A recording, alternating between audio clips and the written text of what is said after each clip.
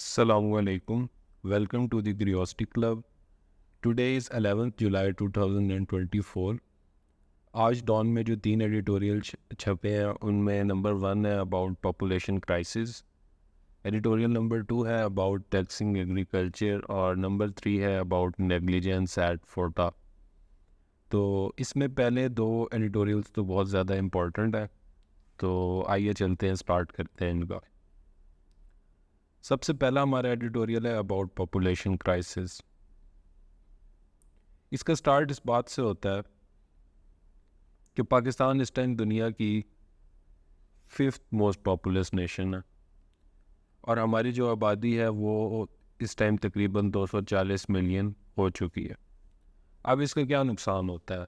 आपके मुल्क के अंदर जो रिसोर्सेज होते हैं वो तो सेम रहते हैं ना, जितनी ज़मीन है, जितनी मादनियात है, जितनी चीज़ें हैं वो तो सेम है। लेकिन जब आपकी पॉपुलेशन बढ़ने लग जाती है तो आपके वो फिर रिसोर्सेज उस पॉपुलेशन के हिसाब से कम होने लग जाते हैं। आपके लिए एक बहुत बड़ा मसला पैदा होने लग जाता है। जैसे कि आपके पास 5500 क्यूबिक मीटर पानी है और आपकी पॉपुलेशन है 100 मिलियन। ठीक है, अब 100 मिलियन पॉपुलेशन को जब ये पानी आपने पूरा करना है तो ये हर बंदे के हिस्से में ज़्यादा आएगा। लेकिन जैसे ही आपकी पॉपुलेशन हो जाएगी 240 मिलियन तो ये पानी पर कैपिटा कम हो जाएगा। इसी तरह हर रिसोर्स का यही लिंक है, पॉपुलेशन से पॉपुलेशन जैसे जैसे ज़्यादा होने लग जाएगी आपके जो रिसोर्सेज है वो कम होने लग जाएंगे। तो यहाँ पे वो फिर आगे बात करता है कि जो लॉजिकल मैयर है ना इस मसले को हल करने का, क्योंकि हमारे लोगों की जो क्वालिटी ऑफ लाइफ है वो पॉपुलेशन ज़्यादा होने की वजह से और रिसोर्सेज कम होने की वजह से डाउनग्रेड होती जा रही है। तो अब इसको ठीक करने का जो ओनली वे है वो है about bringing down fertility rate. Fertility rate को हमें कम करना पड़ेगा। फर्टिलिटी रेट कम होगा तो हमारी पॉपुलेशन कम होगी और हम इस मसले को हल कर सकेंगे। उसके बाद अब इसका ब्लेम किस पे जाता है? ये जो पॉपुलेशन हमारी इतनी ज़्यादा इंक्रीज़ हो गई है और हम लोग दुनिया के 5वें बड़े पॉपुलेटेड कंट्री बन चुके हैं, इसकी सारी जो उनसा ब्लेम है वो जाता है हमारी गवर्नमेंट पे, क्योंकि उसने हमेशा लिप सर्विस दी है। लिप सर्विस करने का मतलब ये होता है कि आप बोल तो देते हैं एक चीज़ के बारे में लेकिन प्रैक्टिकली आप कुछ भी नहीं करते। मूविंग फॉरवर्ड वो आगे फिर बात करता है कि UNFPA एक एजेंसी है पॉपुलेशन के बारे में, उसकी रिपोर्ट के मुताबिक हमारी पॉपुलेशन 263 मिलियन हो जाएगी 2030 तक। इस चीज़ को अगर समझा जाए तो ये एक बहुत बड़ा क्राइसिस है जो कि आने वाला है। जैसे ही हमारी पॉपुलेशन 263 मिलियन पे पहुंचेगी तो हमारे पास वो रिसोर्सेज कम हो जाएंगे जिनसे हमने इन तमाम लोगों को फीड करना है, उनके कपड़ों का इंतज़ाम करना है, उनकी एजुकेशन का इंतज़ाम करना है, उनके लिए हाउसिंग का इंतज़ाम करना है। वो हम लोग इतनी मैसिव नंबर के लिए इन सारी चीज़ों का इंतज़ाम हम कैसे करेंगे? तो ये चीज़ क्या है, ये एक बड़ा वरिंग साइन है हमारे लिए। अब आगे ये चीज़ हमें समझ आ गई, जो अभी तक बात हुई है उसमें वो यही बता रहा है कि हमारी पॉपुलेशन जो है वो काफ़ी ज़्यादा बढ़ चुकी है और आगे भी बढ़ती जा रही है। हमारी गवर्नमेंट जो सी है वो सिर्फ लिप सर्विस दे रही है, वो कोई प्रैक्टिकल इसमें इंतज़ामात नहीं कर रही है और इसका नुकसान हमें ये है कि हमारे रिसोर्सेज कम हो चुके हैं और हमारी गुर्बत बढ़ती जा रही है। ठीक है, अब यहाँ पे कुछ चीज़ें देख लेते हैं, ये करंट अफेयर के लिए एक बड़े इंपॉर्टेंट फैक्ट्स हैं। Most populous Nations in the world, इनमें हमें पता होना चाहिए कि इंडिया ने क्रॉस कर दिया है चाइना को। इंडिया नंबर 1 हो गई है, चाइना नंबर 2 हो गई है, USA नंबर 3 है, इंडोनेशिया नंबर 4 है और पाकिस्तान नंबर 5 पे है, नंबर 6 पे नाइजीरिया है। लेकिन 2050 में क्या होने वाला है? इंडिया नंबर 1 पे रहेगा, चाइना नंबर 2 पे रहेगा, नाइजीरिया नंबर 3 पे आ जाएगा, US नंबर 4 पे चला जाएगा, पाकिस्तान नंबर 5 पे आएगा और इंडोनेशिया 6वें पे चला जाएगा। मतलब इंडोनेशिया भी कुछ हद तक पॉपुलेशन को कम कर रहा है। इसीलिए इन फ्यूचर 2050 के ट्रेंड्स में इंडोनेशिया 6वें नंबर पे जा रहा है। तो ये सिर्फ ये चीज़ हम लोग इस वजह से विज़िट कर रहे हैं कि क्योंकि पाकिस्तान 5th पॉपुलस बताया गया तो हमें ऊपर नीचे वाला थोड़ा फॉर करंट अफेयर्स पता होना चाहिए।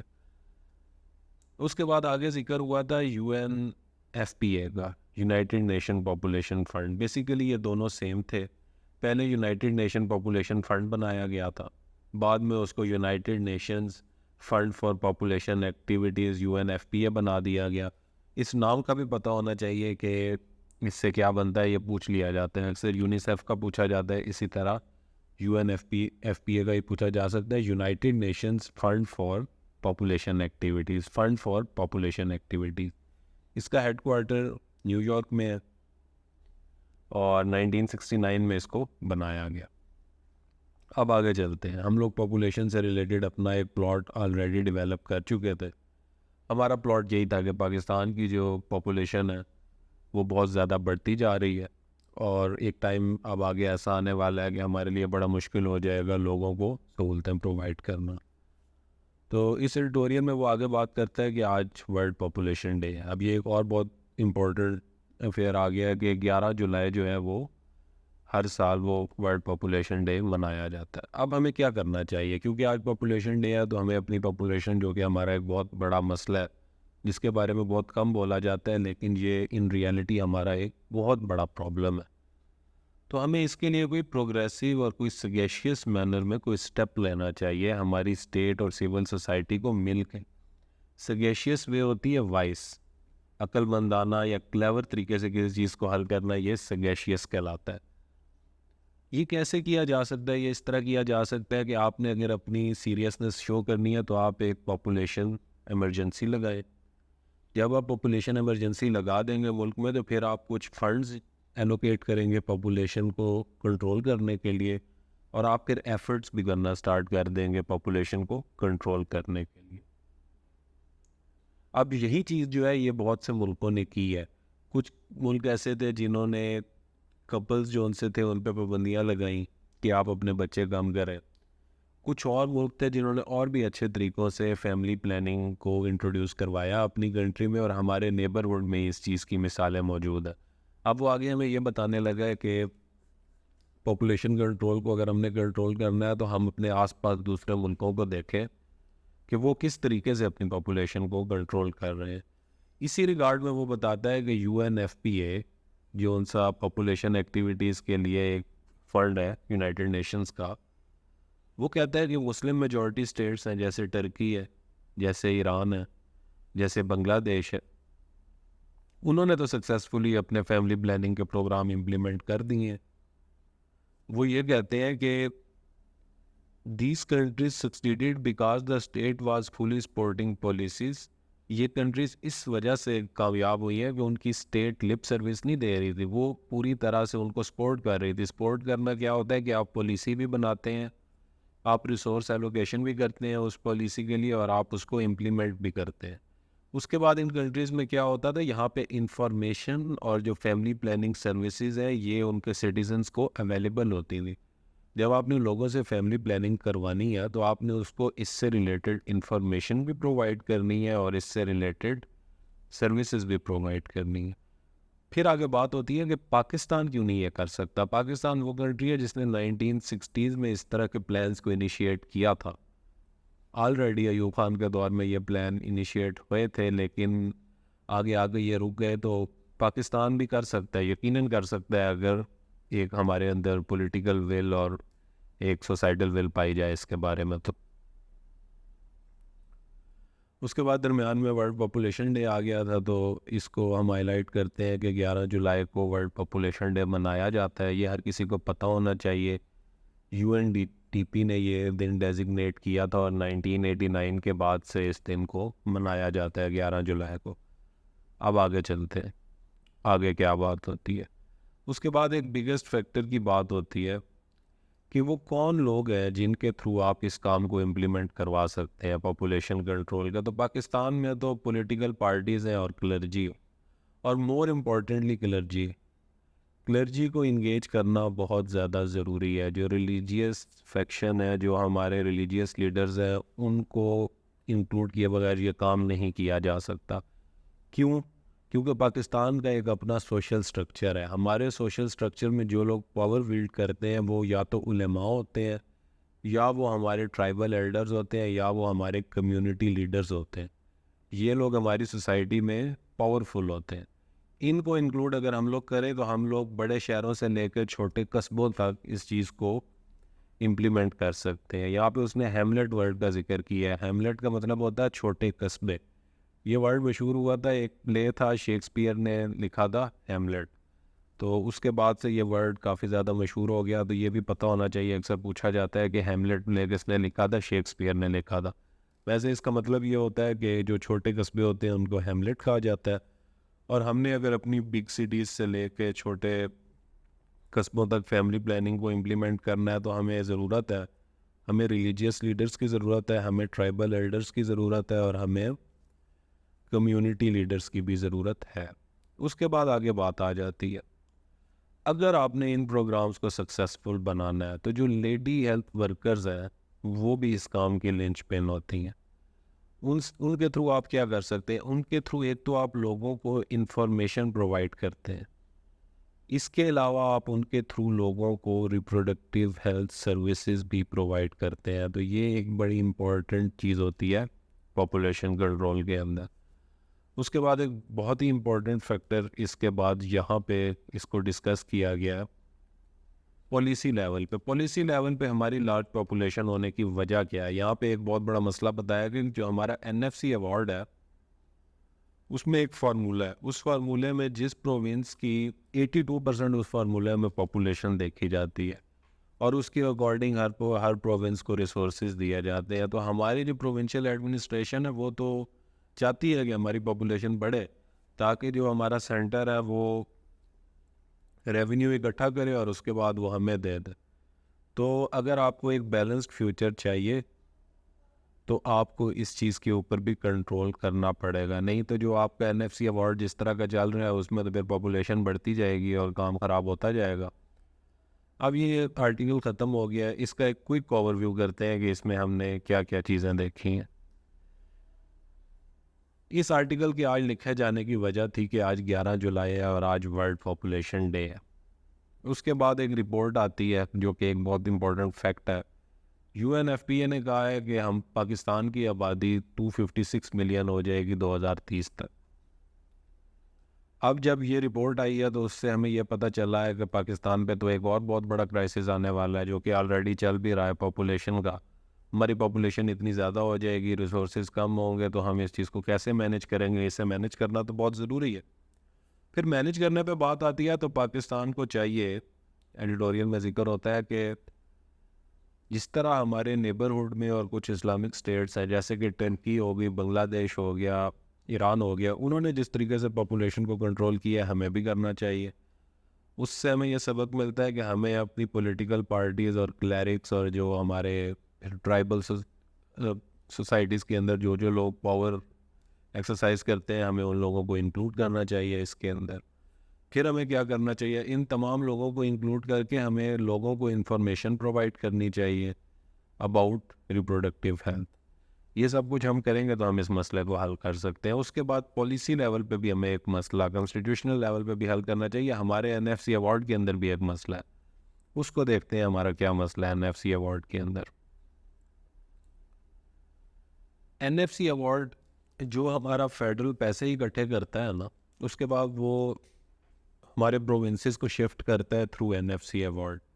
अब मसला ये है कि किस प्रोविंस को कितना पैसा मिलेगा, ये चीज़ हम लोग किस बेस पे डिसाइड करेंगे। 18th अमेंडमेंट से पहले पहले 2010 तक 100% पॉपुलेशन की बेस पे प्रोविंसेस को पैसे मिलते थे और सबसे ज़्यादा फ़ायदा पंजाब को होता था। पंजाब मोस्ट पॉपुलस है तो उसको सबसे ज़्यादा पैसे मिलते थे। बलूचिस्तान सबसे बड़ा है, पॉपुलेशन कम है तो उनको सबसे कम मिलते थे। इसी प्रॉब्लम को एड्रेस किया गया 7th एनएफसी अवार्ड में और पॉपुलेशन की परसेंटेज रखी गई 82%। पॉवर्टी और बैकवर्डनेस 10.3% ऐड किया गया क्योंकि बलूचिस्तान और इस तरह के इलाकों में पॉवर्टी है।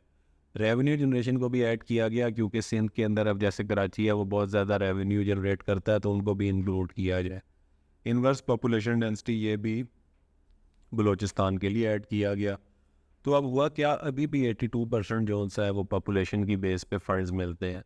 ये अब आगे प्रपोज किया गया है कि आप इस तरीके से इन चीज़ों को कम कर सकते हैं ताकि अब ये कम करने के ऊपर प्रपोजल क्यों आ रहा है कि आप पॉपुलेशन की बेस पे उसको कम करें। उसकी वजह यह है कि जब एक प्रोविंस को पैसे मिलने हैं पॉपुलेशन की बेस पे तो प्रोविंस कभी भी नहीं चाहेगा कि वो अपनी पॉपुलेशन कंट्रोल करे और पॉपुलेशन यूं ही बढ़ती रहेगी। तो पॉलिसी लेवल पे हमारा एक ग्लिच ये है कि हमने एनएफसी अवार्ड में 82% दिया हुआ है वेटेज पॉपुलेशन को, तो इसको भी वो कहता है कि कंट्रोल करना चाहिए।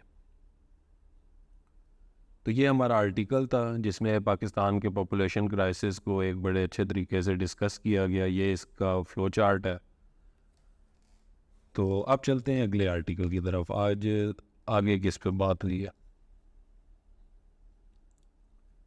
नेक्स्ट आज बात हुई है टैक्सिंग एग्रीकल्चर।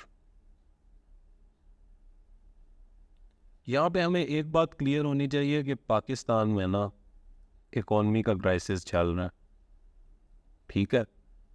और इस क्राइसिस के अंदर हमारा मेन मसला क्या है? मेन मसला ये है कि हम जो रेवेन्यूज़ इकट्ठे करते हैं ना, वो इतने नहीं होते। जो हमारे रेवेन्यूज़ हैं वो इतने नहीं होते जितने हमारे एक्सपेंडिचर हैं। अब क्या होता है, अब हमें या कर्ज़े लेने पड़ते हैं, या हम लोग डोमेस्टिक लोन्स लेते हैं, या हम लोग एक्सटर्नल लोन्स लेते हैं। वो जो रेवेन्यू हमारा जो कि बहुत ही ज़्यादा हमारा कम है, उसकी वजह क्या है? उसकी वजह यह है कि हम एक तो हमारे लोग टैक्स नेट में नहीं हैं, दूसरा हमारे बहुत से सेक्टर हैं जिनमें हम लोग प्रॉपरली टैक्स लेते ही नहीं।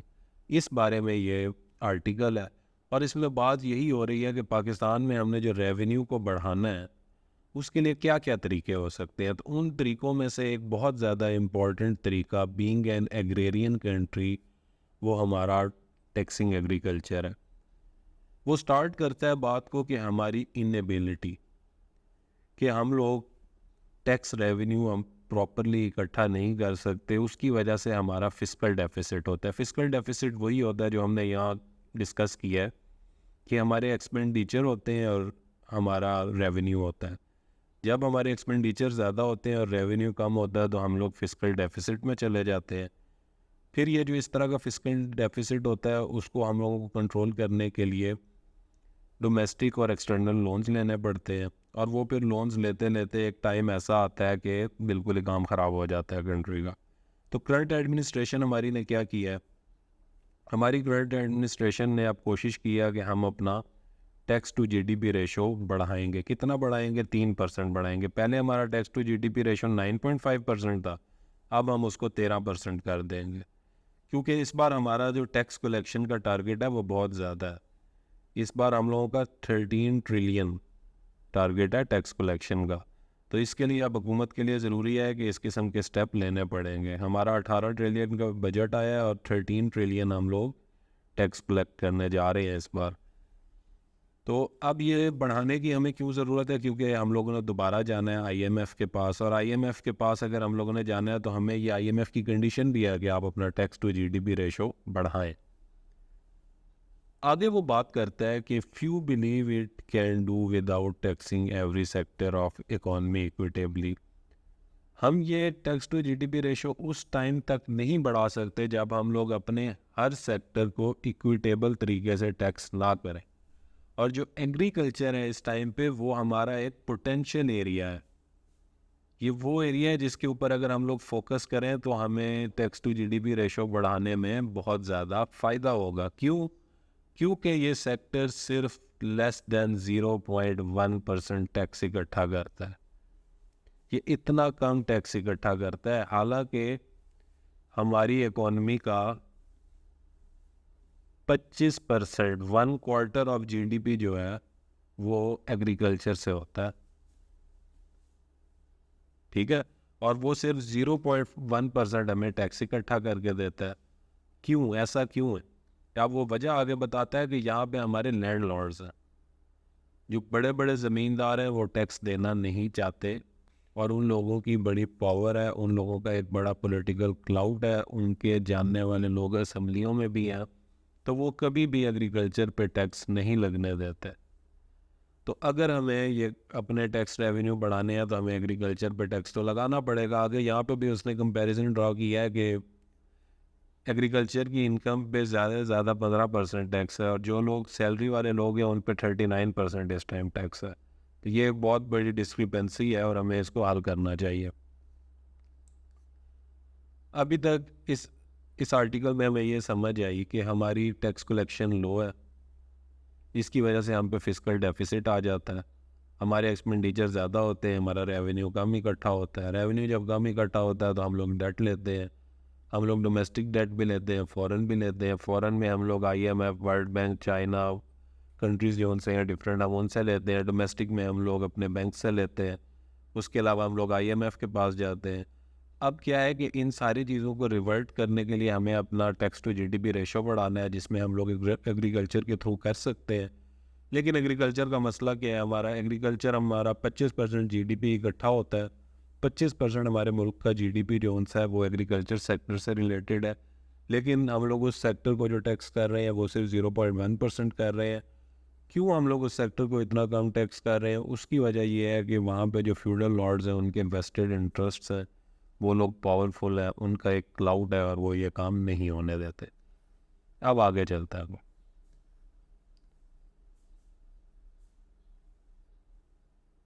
आगे वो बताता है कि एम्बिजमनी लो, मतलब ये कि टेरिबली लो जो उनसे हमारे रेट हैं, उसने हमारी जो एग्रीकल्चर इनकम टैक्स है ना उसको टैक्स हेवन बना दिया। टैक्स हेवन वो जगह होती है जहाँ पे टैक्स बहुत कम होते हैं, लोग वहाँ पे फिर टैक्स से बचने के लिए जाना पसंद करते हैं। जैसे कुछ कंट्रीज टैक्स हेवन होती थी तो वो फिर मुख्तलिफ आइलैंड्स होते थे जहाँ पे करप्ट पॉलिटिशियन अपने पैसे जाके रखवाते थे। इसी तरह एग्रीकल्चर सेक्टर जो है वो पाकिस्तान के अंदर एक टैक्स हेवन बन चुका है। ये क्या करता है, ये एक टैक्स शेल्टर प्रोवाइड करता है आपको।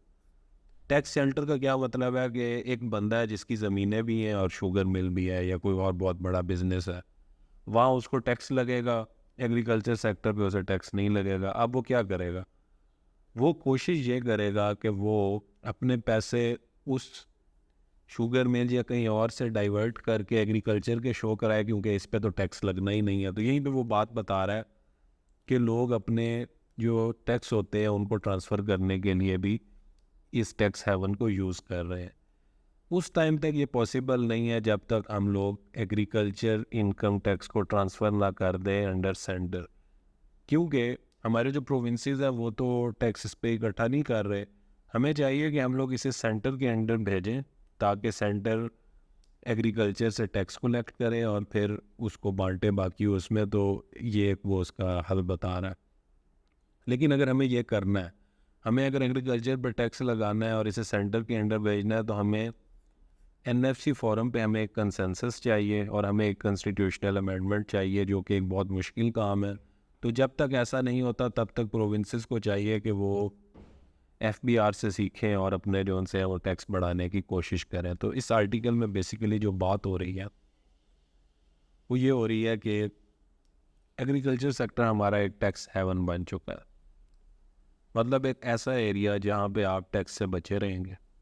लोग क्या करते हैं, टैक्स शेल्टर यूज़ करते हैं, ऐसे कहीं और के पैसे एग्रीकल्चर सेक्टर में शो कराए और टैक्स नहीं देना पड़ता।